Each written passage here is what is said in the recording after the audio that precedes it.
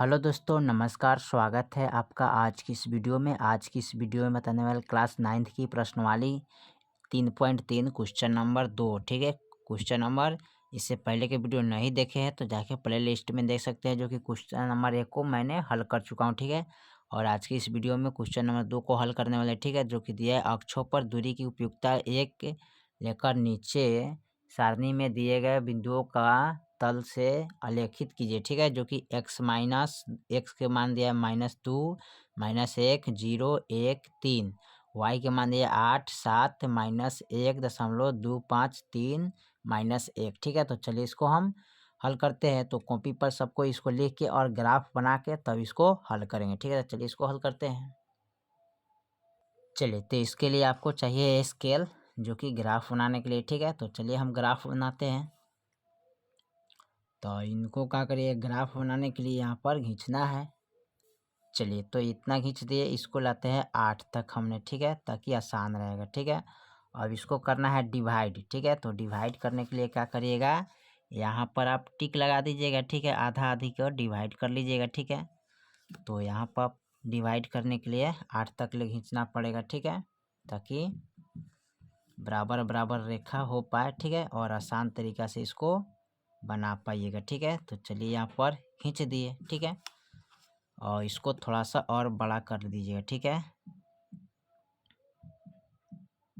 कम से कम इतना कर दीजिएगा। ठीक है, अब यहाँ पर जो हो गया ये क्या है, 0 है ना, तो यहाँ पर 0 रखिएगा। ठीक है, मूल बिंदु का मान क्या होता है, 0। ठीक है, उसके बाद क्या करते हैं, y अक्ष, और इस शब्द को आपको दर्शाना है। ठीक है, तो इसको बोलते हैं y, इसको y डैश बोलते हैं। ठीक है, उसके बाद x डैश और x बोलते हैं। ठीक है, 1 2 3 4 5 6 7 8, यानी कि 1 लिखेंगे, 2 3 4 5 6 7, उसके बाद 8 हो गया। ठीक है, यहाँ इधर प्लस में आता है और इधर भी प्लस में आता है ना, तो 1 2 3 4 5 6 7 8, तो यहाँ पर लिखेंगे 1 2 3 4 5 6 7 8। ठीक है, चलिए यहाँ पर 7 6 7 8 तक ले यहाँ पे खींचे हैं। इधर माइनस में आता है तो यहाँ पर लिख सकते हैं -1।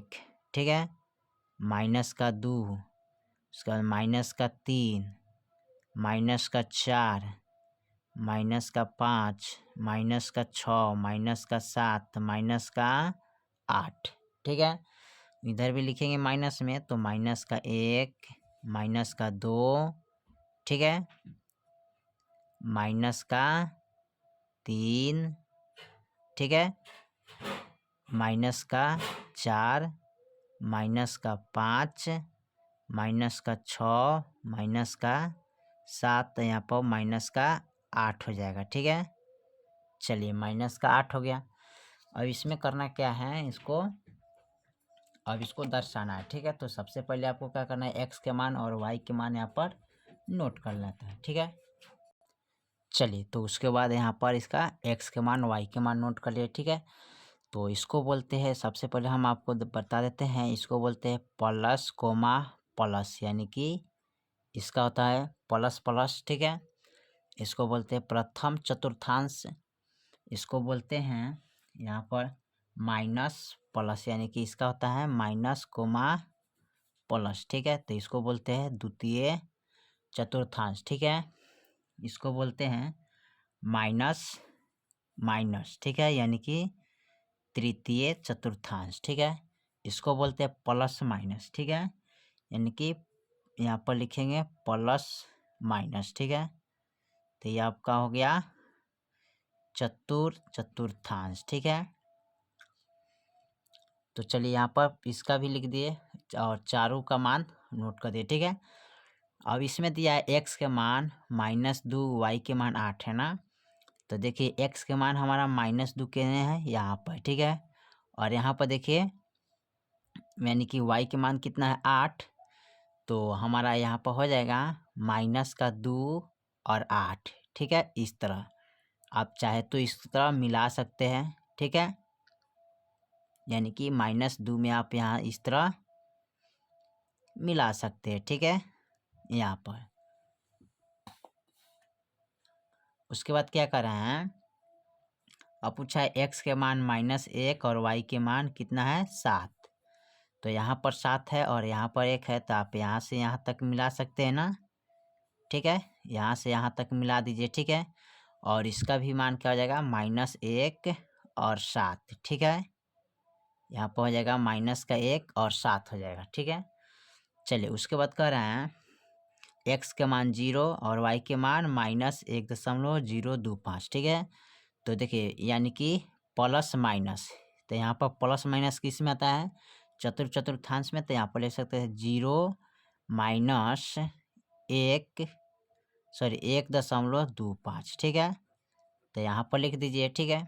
आप यहाँ से इनको मिला सकते हैं, ठीक है, 1 तक, ठीक है।